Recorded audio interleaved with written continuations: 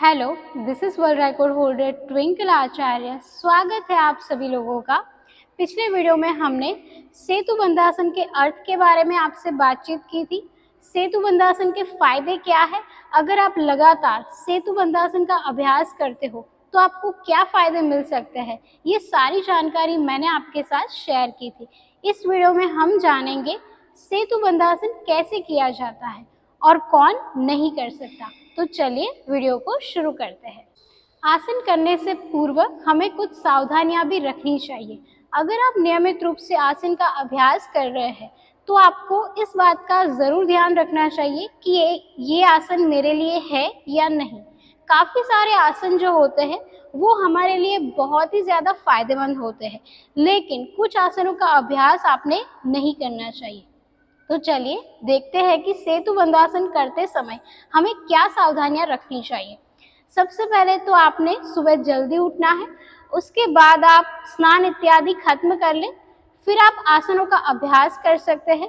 शुरुआत में आपने सरल आसन के अभ्यास करने हैं, उसके बाद आप सेतु बंधासन का अभ्यास कर सकते हैं।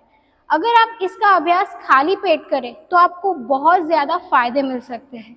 बहुत ज़्यादा लोग ऐसा सोच रहे हैं कि आसन तो हम कभी भी कर सकते हैं, लेकिन ऐसा बिल्कुल नहीं है। आसनों का अभ्यास करने के लिए भी कुछ नियम होते हैं, यानी कि आपको सुबह खाली पेट ही आसनों का अभ्यास करना चाहिए। सेतु बंधासन का अभ्यास कौन नहीं कर सकता? जिसे बहुत ज़्यादा पीठ में दर्द है वो सेतु बंधासन का अभ्यास बिल्कुल नहीं कर सकते। जिनके पैरों में बहुत ज़्यादा दर्द है, घुटनों में बहुत ज़्यादा दर्द है, वो सेतु बंधासन का अभ्यास बिल्कुल ना करें। अगर आपको ऐसा लग रहा है कि मेरा शरीर जो है वो ठीक से काम नहीं कर रहा, यानी कि मैं चल फिर नहीं सकता, मुझे बहुत ही ज़्यादा दिक्कत महसूस हो रही है चलने फिरने में, तब भी आप सेतु बंधासन का अभ्यास नहीं कर सकते। अगर आपके पीठ में बहुत ज़्यादा दर्द है, पेट में बहुत ज़्यादा दर्द है, तब भी आप सेतु बंधासन का अभ्यास ना करें। गर्भावस्था में महिलाओं को सेतु बंधासन का अभ्यास नहीं करना चाहिए। महावरी के दौरान भी सेतु बंधासन का अभ्यास नहीं करना चाहिए। अगर आपको ऐसा लग रहा है कि ये आसन बहुत ही ज़्यादा सरल है, आपका वजन बहुत ज़्यादा है और आप इस आसन का अभ्यास करने का सोच रहे हो, तब आप किसी योग शिक्षक की मदद ले सकते हैं, क्योंकि अगर आपका वेट बहुत ज़्यादा होगा तो आपको अपने शरीर को उठाने में बहुत ज़्यादा दिक्कत महसूस होगी। अगर आप योग अभ्यास सीखना चाहते हैं तो आप मुझसे जुड़ सकते हैं। मेरे ऑनलाइन योग अभ्यास शुरू हो चुके हैं।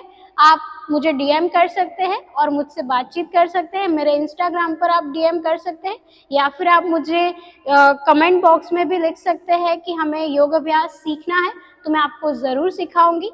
तो आपने कुछ सावधानियां अवश्य ध्यान में रखनी है। कौन आसनों का अभ्यास नहीं कर सकता, ये आसन मेरे लिए है भी या नहीं है, ये सारी जानकारी आपने अवश्य रखनी चाहिए। सेतु बंधासन के पूर्व आपने योगिक क्रियाओं का अभ्यास कर लेना है। आप लंबी गहरी सांसें भर सकते हैं, उसके बाद आप दंडासन में बैठ जाएंगे, लंबी गहरी सांसें लेंगे। 3 बार आपने लंबी गहरी सांसें लेनी है।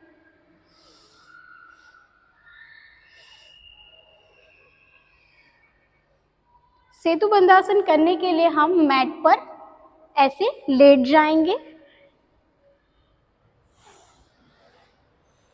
आसन करने के समय आपने जल्दबाजी बिल्कुल नहीं करनी है। बहुत ज़्यादा लोग जल्दबाजी कर रहे हैं और फिर उनको ऐसा लग रहा है कि आसन हमसे नहीं हो पा रहे, तो आपने आराम से ही आसन में प्रवेश करना है। नियमित रूप से आप अभ्यास कीजिए, उसके बाद ही आप आसन में आसानी से प्रवेश कर पाएंगे। तो चलिए हम पैरों को मोड़ेंगे ऐसे। पैर आपके नितंब के आसपास आ जाएंगे, कुछ इस तरह से।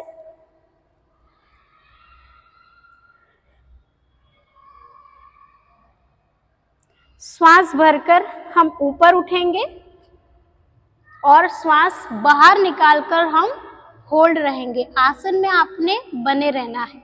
तो चलिए अपने कमर को ऊपर उठाएंगे ऐसे, पेट को आगे धक्का देंगे कुछ इस प्रकार से। अगर आप अपने हाथों से अपने पैरों को पकड़ पा रहे हैं तो बहुत ही अच्छी बात है।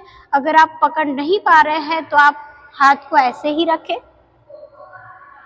और अपने पेट को ऊपर उठाएं।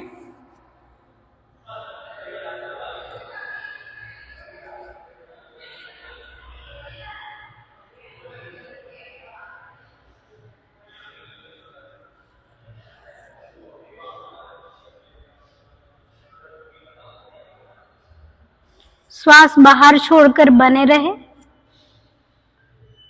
फिर आराम से अपनी स्थिति में आ जाए। अब हम अपने पैरों को पकड़कर अभ्यास करेंगे।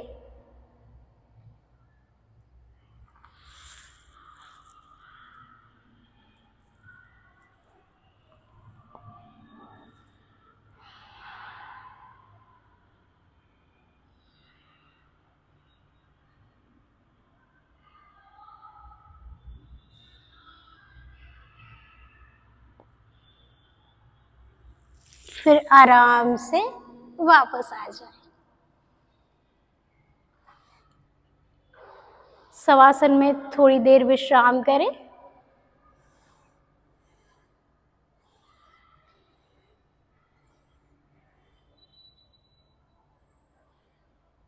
फिर आप आराम से बाएं या दाएं मुड़कर खड़े हो जाएं। इस प्रकार आपने सेतु बंधासन का अभ्यास करना है। अभ्यास आपने नियमित रूप से करना है, तभी आपको विशेष लाभ दिख सकते हैं। तो चलिए वीडियो को हम समाप्त करते हैं। अब हम मिलेंगे अगले वीडियो में। अगले वीडियो में हम एक और आसन को लेकर आएंगे और आप हमसे अभ्यास सीखेंगे। तो आज के लिए धन्यवाद।